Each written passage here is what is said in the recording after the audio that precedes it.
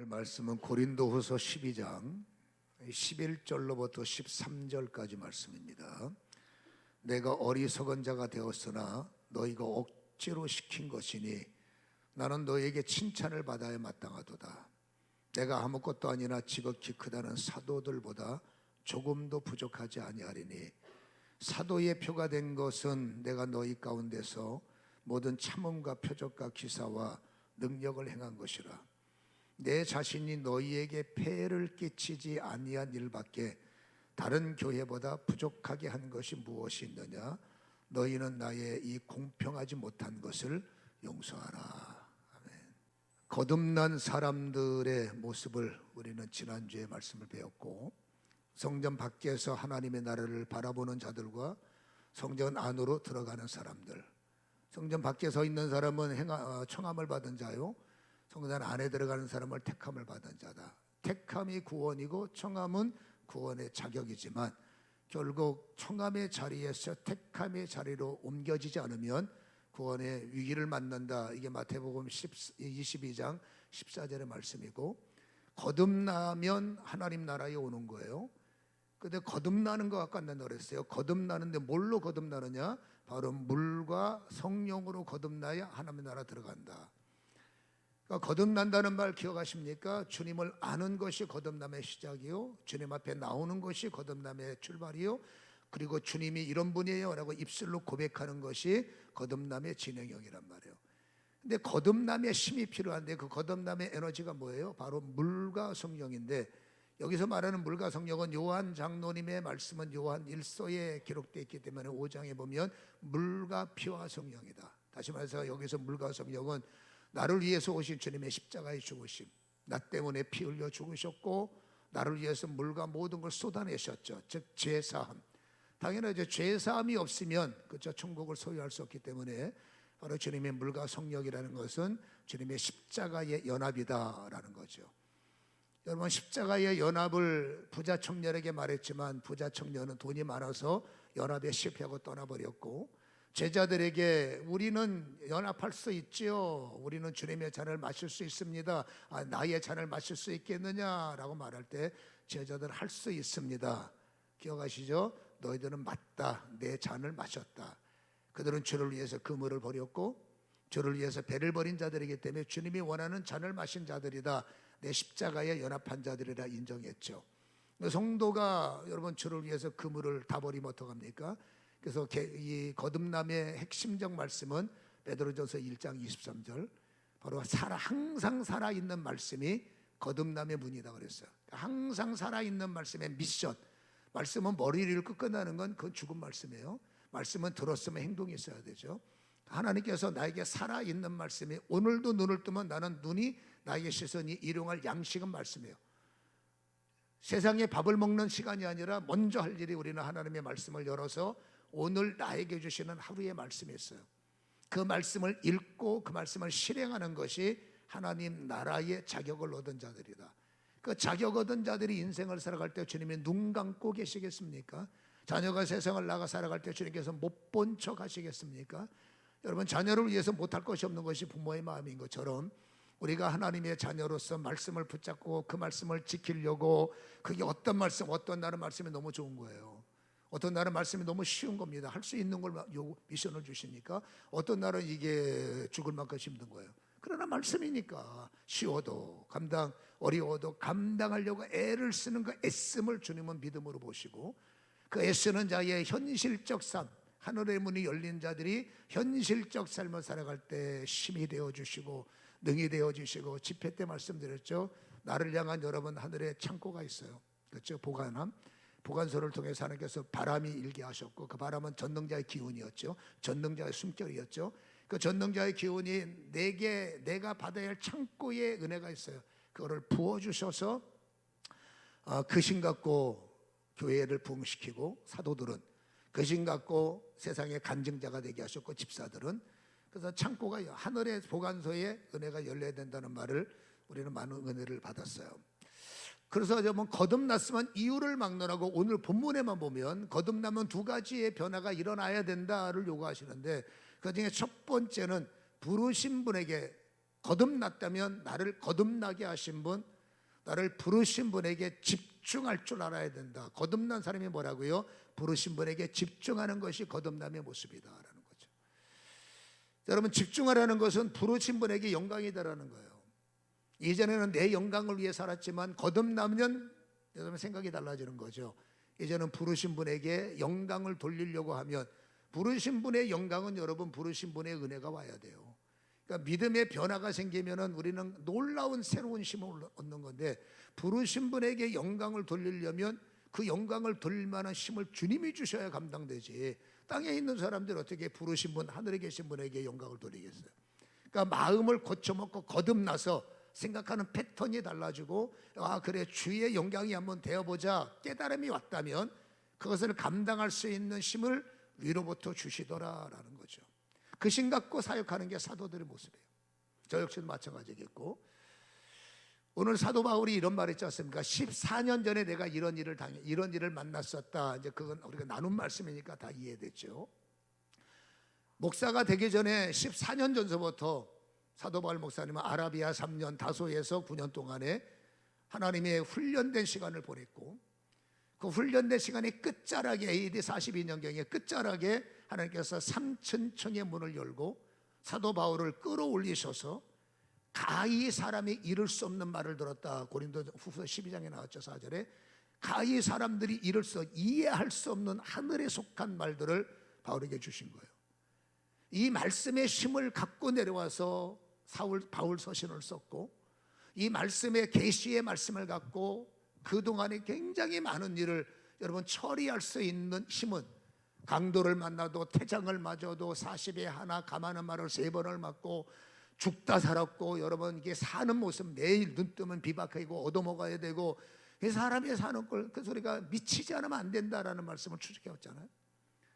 그 미치는 힘이 어디서 오느냐? 위로부터 오는 거예요. 위로부터 힘이 안 오면 어떻게 여러분 가장 좋은 대학을 포기할 수 있고, 인생의 모든 걸 세팅된 인생 바울인데 다 보장됐는데 사법권의 능력 갖고 여러분 법을 휘둘리는 게 바울이었지 않습니까? 그러니까 예수 믿는 잔당 잡으러 다니고 모든 인생이 완벽하게 여러분 그 누리는 시간표에 그냥 주님 한 분의 임재 속에 인생이 소위 말하는 거듭나 버린 겁니다. 그는 생각하는 방향이 성경으로, 사랑하는 방식이 진리로 미친 거죠. 남들이 볼 때는. 그러니까 그게 거듭남의 사람은 이제는 변화가 된다. 이제는 내 스펙을 쌓기 위한 영광에 몰두했지만, 거듭난 이후로부터 어떻게 하면 나를 부르신 분에게 영광을 돌릴 수 있을까? 그래서 그분에게 초점을 맞추다 보니 그분이 하지마 하면 안 하는 거죠. 바울 얘기입니다. 그분이 행하라 그러면 그게 죽음일지라도 예 하는 것이 거듭난 자의 모습이라는 거예요. 우리의 거듭남과 비교해 보자는 거죠. 14년 전에 받았던 계시는 여러분 사도 바울이 지금도 생각하면 소름 끼칠 만큼 깊은 거예요. 사도 바울이 여러분 이 주옥 같은 신약 성경의 말씀이 어디서 왔느냐? 그때 받은 계시. 그게 계속 중심이 돼서 여러분 어떤 상황을 끌 때마다 계시가 와서 성경을 쓰게 하시고, 어떤 일이 만날 때마다 계시를 주셔서 상황을 처리하고 그것이 기록된 말씀이 되게 하시고, 아주 엄청난 은혜가 왔지 않습니까? 근데 그게 너무나 큰 거예요. 얼마나 크냐면 자랑하고 싶어서 입이 근질거려요. 저도 여러분 작은 은혜가 있었음을 여러분 우리가 간증했지 않습니까? 이 작은 은혜도 괜히 어깨에 힘들어가고 내가 뭔가 특별한 사람 같은 착각을 하고 사는데, 여러분 저보다 어마어마하게 말과 글로 담을 수 없는 셋째 하늘의 은혜를 받고 온 바울이 14년 동안에 아무도 몰랐어요. 저분에게 저런 비밀이 있는지 나중에 고린도후서 12장에 가서 그랬어요 들었지 14년 동안 아무도 몰랐습니다. 저분의 말씀이 어디서 올까? 계시 옷에 온 건 아무도 몰랐어요. 말을 안 하니까. 그렇죠? 왜 그걸 발설하지 않았느냐? 성경을 읽어왔지 않습니까? 이거를 발설하는 순간에 관심 많은 고린도 교인들, 이 고린도 교인들은 여러분 아무튼 은사라면 사적을 못 쓰는, 표적이라는 단어에 사적을 못 쓰는, 바울이 다닌 교회 가운데 가장 은사적인 관심, 가장 여러분 어떤 그 영적 파워에 관심이 많은 지역이 고린도 교회이고, 거기서 익숙해진 사람이다 보니까 예배 시간마다 표적 없어요, 능력 없어요, 예언 없어요. 이게 고린도 교인들의 모습이었던 모양입니다. 아무튼 여러분, 그들에게 사도 바울 목사님이 14년 동안 고이 감추고 있던 주님이 말하지 마라고 했던 이 말씀을 발설하는 이유가 뭐냐라는 겁니다. 성경은 바울이 재밌게 표현을 해요. 11절에 보면 내가 어리석은 자가 되었으니, 이게 지금 셋째 하늘의 계시를 말한 것이 어리석은 짓이라는 겁니다, 주님 앞에서는. 그러나 내가 어리석은 자가 되었으니 왜 그러느냐, 너희가 억지로 시켰으니까 라고 말해요. 내가 말하고 싶은 게 말한 게 아니라 당신들이 억지로 요구를 했기 때문에 내가 이 비밀을 말할 수밖에 없다. 그럼 바울이 어린애도 아니고 여러분 억지로 말한다고 말합니까? 왜 이런 표현을 썼냐면, 여러분 사도 바울 목사님은 사도의 표가 있어요. 그 사도의 표가 뭐냐면 고린도후서 12장 12절에 보면 사도의 표가 된 것은 내가 너희 가운데서 모든 참언과 보세요, 표적과 기사와 능력을 행한 것이라. 교회는 여러분 다 그거는 필요 없다고 말합니다. 왜? 믿는 사람들이니까.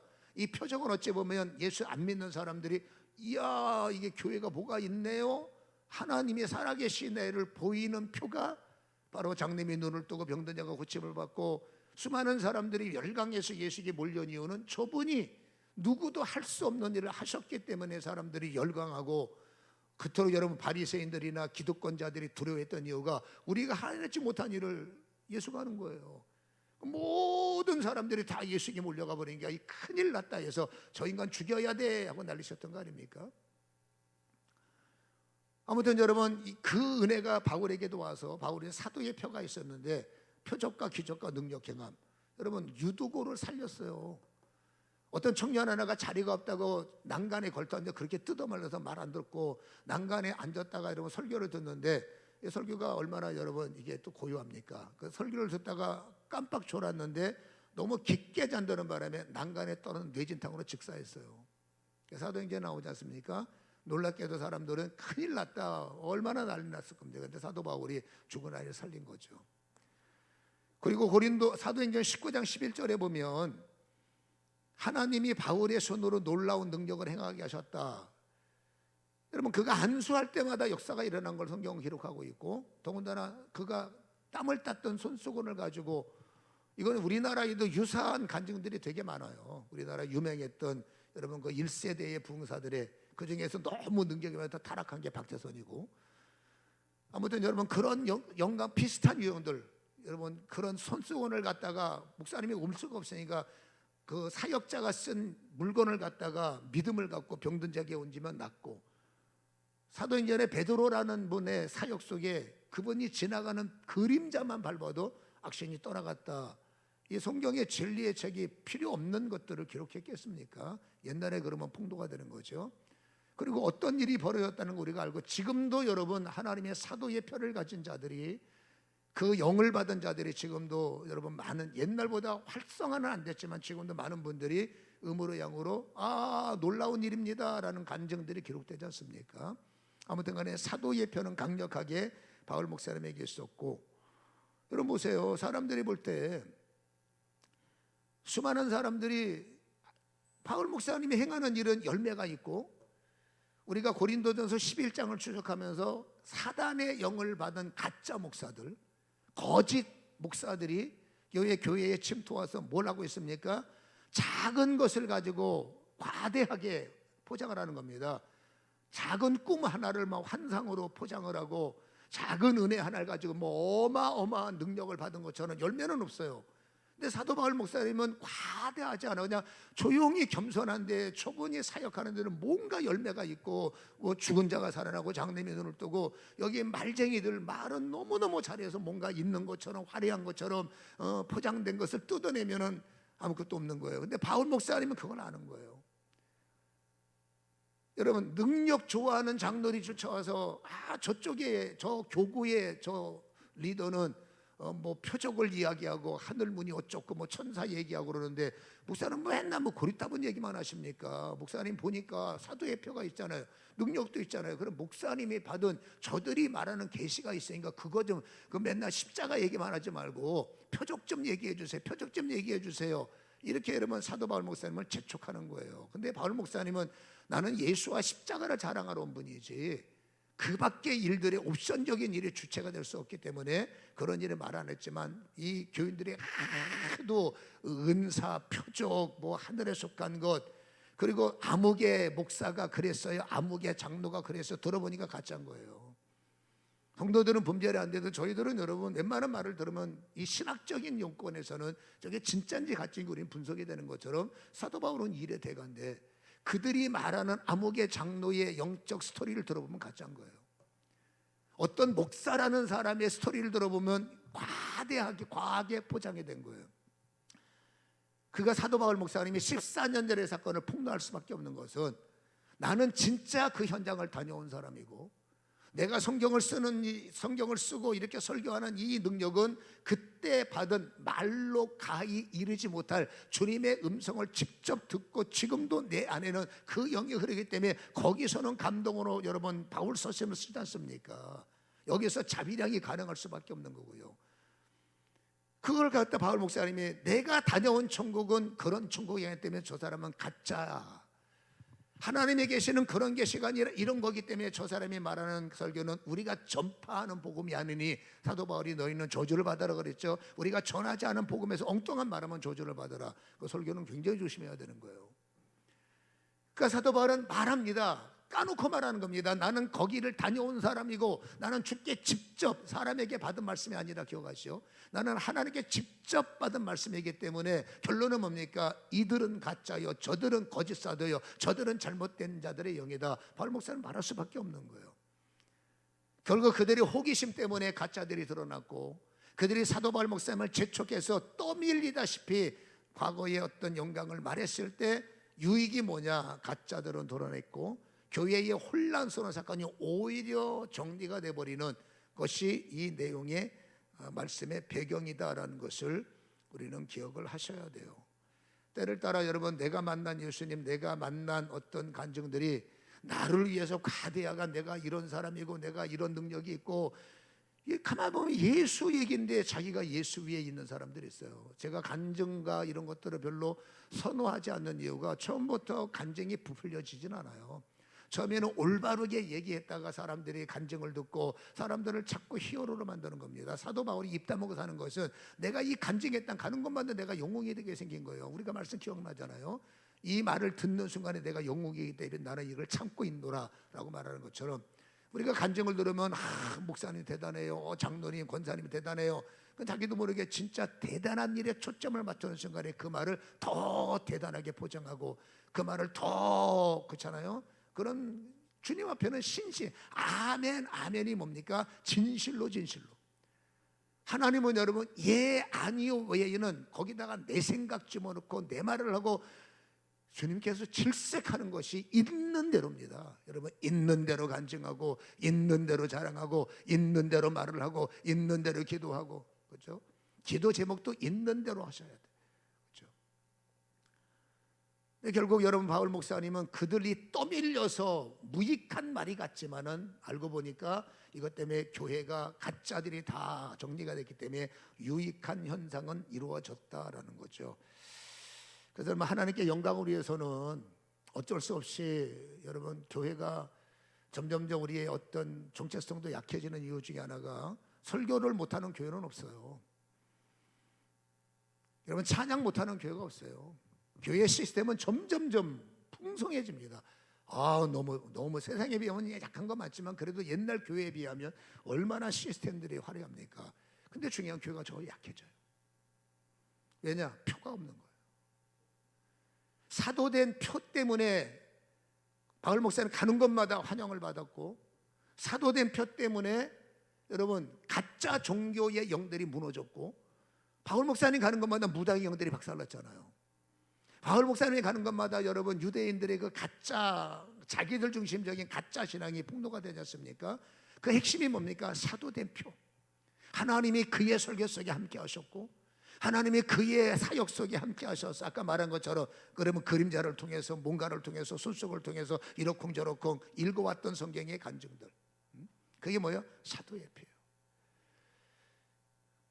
우리는 믿음을 가지고 있기 때문에 사도만 사도의 표가 아니라 목사도 사도의 표가 있어야 되고, 여러분 목사만 주님의 일꾼이 아니라 일곱 교회 초대교회 일곱 집사는 평신도지만 여러분 집사의 표가 있던 사람이에요.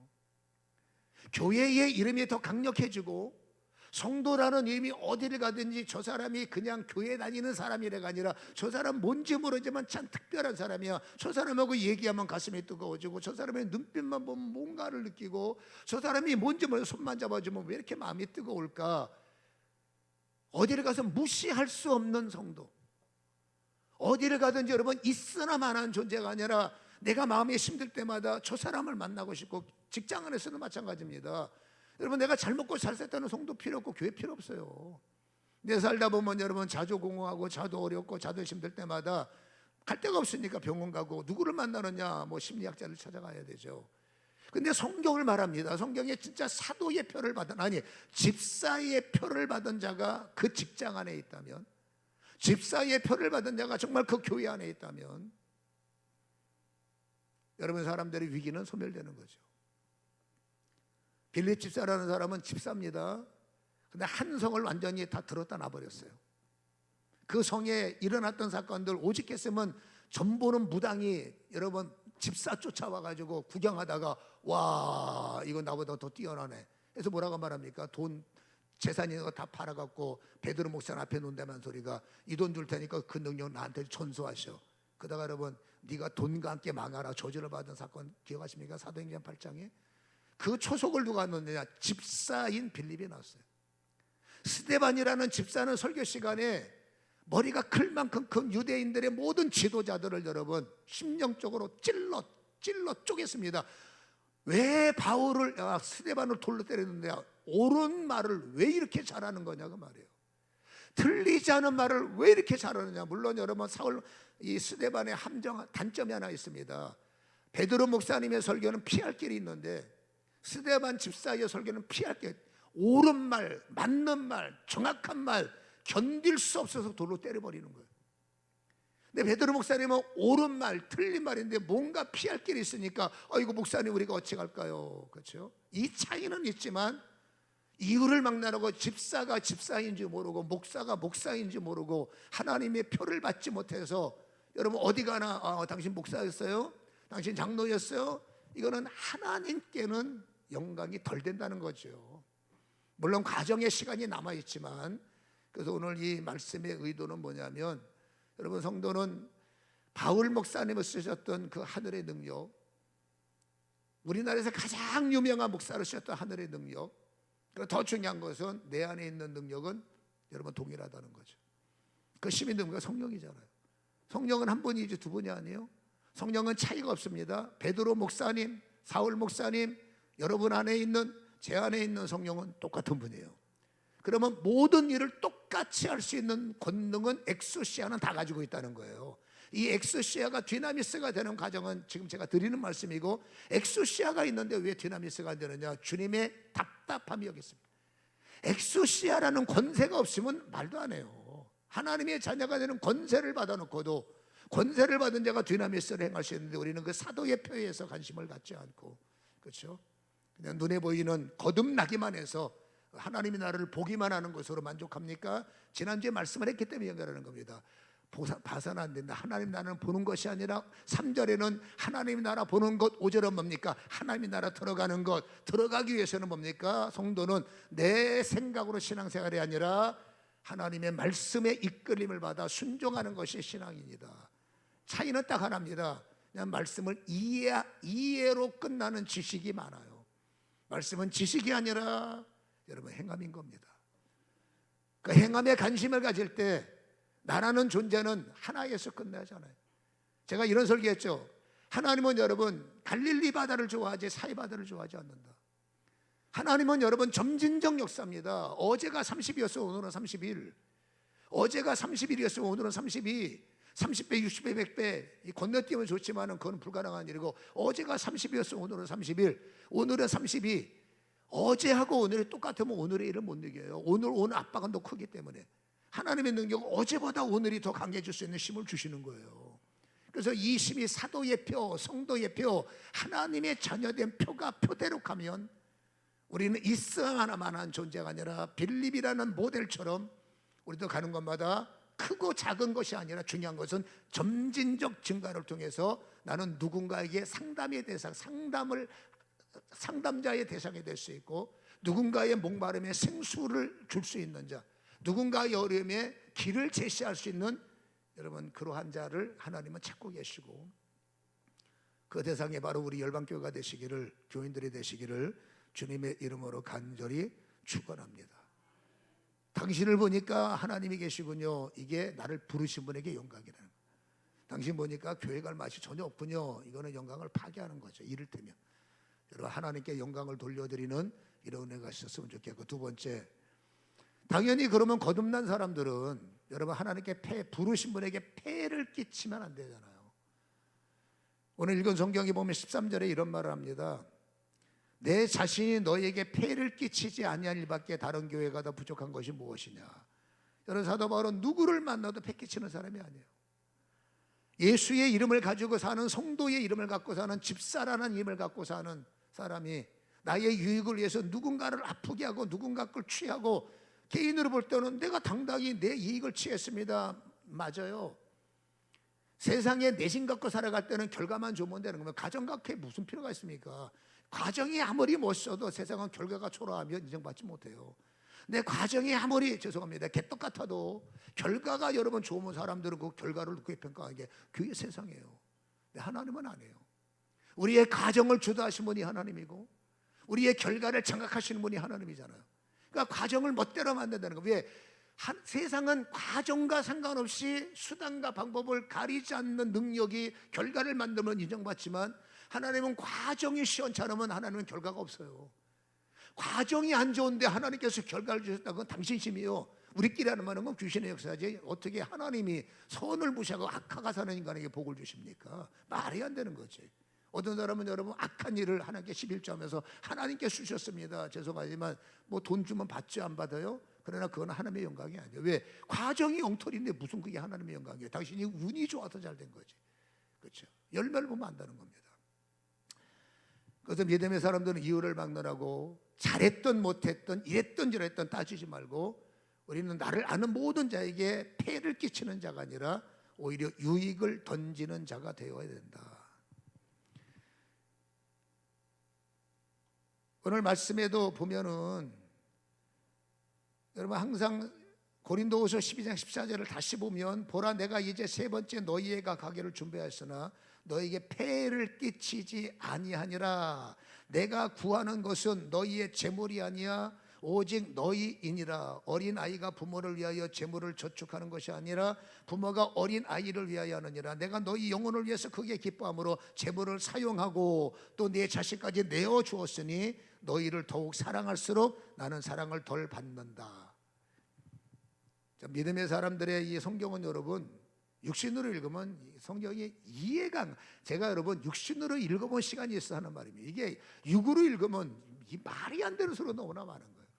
거듭나서 믿음의 눈이 생기면 틀림없는 말인데, 이게 거듭나기 전에 육으로 보면 여러분 이게 말이 아닌 겁니다. 그렇잖아요. 특별히 오늘 같은 말씀은 마찬가지예요. 사도 바울 같은 경우에는 여러분 어디를 가든지 자비량 선교사라는 거예요. 이 자비량 선교사의 오역이 있습니다. 요즘 교회가 어렵고, 제가 누워서 침 뱉는 격이지만 우리끼리니까 하는 말입니다. 교회가 힘들고 재정적으로 어려우면 어쩔 수 없이 사도 바울의 반열에 쓰겠나라고 위로를 받아요. 사도 바울도 자비량 선교를 했고, 당신이 텐트를 만들어서 수일 받아서 인생을 살았기 때문에 나도 바울 목사님의 집사를 말하는 게 아닙니다. 구별된 주의 정도를 말합니다. 나도 투잡을 하겠습니다 해서 바울 길을 따라가겠습니다 해서 여러분 낮에는 월요일부터 금요일까지는 세상에 나가서 목사님이 김씨 아저씨가 되기도 하고, 목사님이 조금 더 잘 나가면 무슨 뭐 대리도 되기도 하고, 그럼 목사님이라는 존칭을 받아야 되는 게 영광인데 목사님의 직책가 사라지고 김씨 아씨 이거 해주세요. 김대리 이거 해. 예. 만약에 그 모습을 그 교인들이 보면 소화가 되겠어요? 그렇죠? 다른 사람은 상관없지만 내가 너무나 존경하는 우리 목사님이 김씨 이거 해 저거 해, 그거 하나만 갖고도 여러분 타격을 주는 거죠. 그거는 그 교인에게 믿음의 폐를 끼치는 거예요. 우리 목사님이 힘들지만 믿음으로 이긴다. 세상 사람들 견해를 말하는 게 아닙니다. 우리 목사 너무 괴로운데 믿음으로 이기시네. 여러분, 내가 하나님과의 관계를 맺을 때 내가 모든 걸 이기고 하나님께 믿음을 드리면 그거는 하나님께 기본적 시점 60점이에요. 어려운 목사가 믿음으로 살고 믿음으로 이기면 60점이에요. 근데 여러분 보세요. 관계는 하나님은 관계의 하나님이기 때문에 내가 하나님과 관계는 60점이지만 이렇게 넘어가는 3자의 관계를 통해서 넘어가는 관계는 100점이에요. 거꾸로 말하면 내가 하나님께 단독으로 하나님께 죄를 지으면 마이너스 60점이에요. 내가 여러분 이 사람에게 죄를 짓게 만들면 마이너스 100점이에요. 관계를 이해하라는 거예요. 그러니까 하나님은 관계 속에서 누가 나를 통해서 하나님께 감사할 수 있어야 되고 누가 나를 통해서 하나님께 신앙의 본이 되기를 주님 원하는 거예요. 근데 누가 나를 통해서 시험 들고 목사가 저럴 수 있느냐 집사가 저럴 수 있느냐, 그러면 이 사람의 아픔과 나의 죄는 더해져서 마이너스로 더 내려간다는 겁니다. 이해를 하라는 거예요. 우리는 여러분 어쨌든 이제 내가 하나님께 잘하는 것이 중요한 게 아니라 나의 위기를 통해서 이 사람이 나에게 은혜를 받고 집사가 저걸 이기고 기도로 승리하네, 저 집사가 저걸 이기고 믿음으로 승리하네. 그러면 여러분 60점이 아니라 플러스 100이 되는 거예요. 무슨 말인지 아시겠습니까? 패가 될 거냐 해가 될 거냐 차이는 의외로 여러분 따블이라 업된다는 거죠. 그래서 믿음에서 다시 말합니다.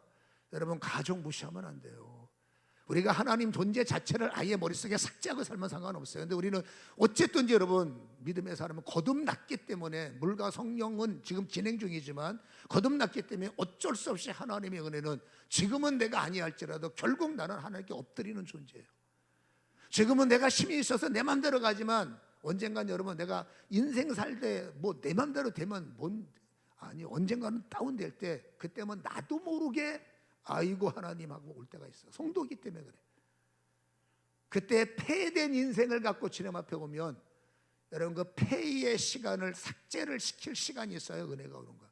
금식 시간 길어지고 회개 시간 길어지고. 이해가 되십니까? 삭제도 안 하고 와서 아이고 하나님 했다가 아이고 내 새끼 할 것 같습니까? 천만에. 여러분 폐된 시간이 많을수록 금식의 시간이 길어지고, 그러니까 우리는 여러분 이 금식의 시간을 지키지 않고 은혜가 있는 사람이 고쳐지는 거 보고 나도 하는데 당신은 은혜를 받기 전에 해된 시간에 삭제 시간이 필요한 거예요. 그래서 항상 오늘 능력에서 바울이 말하죠. 바울의 1번은 표적과 기적과 능력이 앞에 오래 참음이 1번이에요. 열매를 위해서는, 축복을 위해서는, 기적을 위해서는 빨리빨리가 아닙니다. 오래 참음이라는 채널을 넘어가야 됩니다. 회개의 시간을 보내야 되고 믿음 없는 시간을 넘어가는 시간, 우리는 요거를 뛰어넘으려고 그래요. 그 뛰어넘는 거는 믿음으로 산 사람이 뛰어넘지, 그렇잖아요. 그래서 항상 잊지 말아서 오래 참으면 빨리 그럴 만한 자격이 없잖아요. 그래서 패되는 시간이라는 게 굉장히 중요한데, 이 자비량이라는 게 그래요. 사도 바울 목사님은 자비량이 가능합니다. 왜? 특화된 사람이에요. 혼자잖아. 그렇죠? 혼자잖아. 그리고 더 중요한 건 그 시간에 일을 해도 바울 목사님은 오는 게 있어요. 이미 12년이라는 세월을 율법의 완성된 자가 부족한 예수를 채우려고 12년이라는 세월을 여러분 아라비아 3년 다소 구전에 훈련을 받았어요. 더 중요한 것은 안디옥의 부름을 받기 전에 3층이 열리고 오늘 말하는 핵심적 요소가 열린 거예요. 그러니까 사도 바울 목사님은 여러분 항상 머리에 뭐가 있습니까? 은혜가 흐르는 거예요. 항상 계시가 흐르고 항상 능력이 흐르고 항상 표적이 흐르고 행할 수 있는 모든 에너지가 계속 흐르고 있습니다. 그러니까 이분은 여러분 텐트를 만드는 시간을 보내도 계시가 흐르는 것이고, 더 중요한 것은 이분은 돈을 벌기 위해서 직업을 가진 게 아닙니다. 브리스길라와 아굴라를 만나기 위해서 이해가 되십니까? 이 사람은 처음 가는 지역에서 사람을 만나기 위해서 알바를 했고, 거기서 알바의 돈이 목적이 아니라 그 알바하는 자리에서 함께 일하는 사람들 함께 일하니까 이 사람 도망도 못 가요. 길거리 지나가는 사람한테 예수 하면 도망가 버리지만 함께 일하는 사람한테 예수 말하면 도망가겠습니까? 이게 여러분 전도적 목적이라는 거예요. 근데 우리는 앞에 거 다 빼먹고, 바울도 이랬으니까 나도 이라고 돈 번다. 그러면 두 가지입니다. 얻는 것이 있고 잃는 것이 있어. 얻는 게 뭐냐? 돈을 얻어요.